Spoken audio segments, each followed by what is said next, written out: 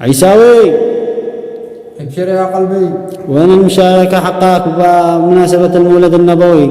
والله عاد ملك تبي مين أول؟ أشتيك تسمعه لي الآن للمتابعين. ابشر ولا يهمك أسمعه لك، يعني لخاطر عيونك وتلبية لنداء السيد بإحياء المولد النبوي، بس بشرط تردد بعدين.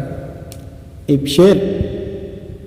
مولد النور المبين فرحة للناس عامة، صلوات الله تغشاك يا حبيب قلبي محمد. انبرى بدر التمام من أضلته الظلام، من أتى بالنور يهدي أخرجا للناس عامة. صلوات الله تغشاك يا حبيب قلبي محمد. في السماء أحمد وفي الأرض جاءنا باسمه محمد، كل من يتبع ظلا في الحياة يحيا ويسعد. صلوات الله تغشاك يا حبيب قلبي محمد. من أنار نور قلبي نوره دعوات ربي، أكمل الله به الدين واصطفى خير النبيين. صلوات الله تغشاك يا حبيب قلبي محمد.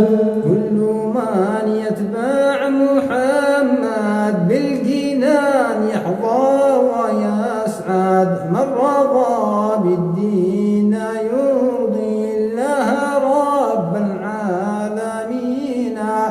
صلوات الله تغشاك يا حبيب قلبي محمد.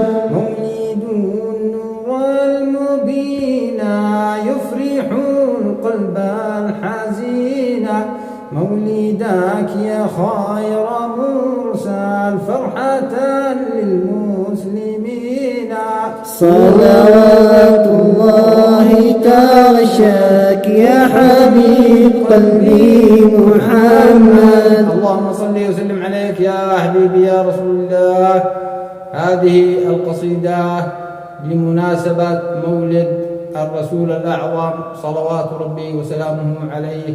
نشكر السيد على إحياء هذه المناسبة، ونحن اخترنا لكم هذه الأبيات التي كتبناها يعني احتفاء بمولد رسولنا الكريم.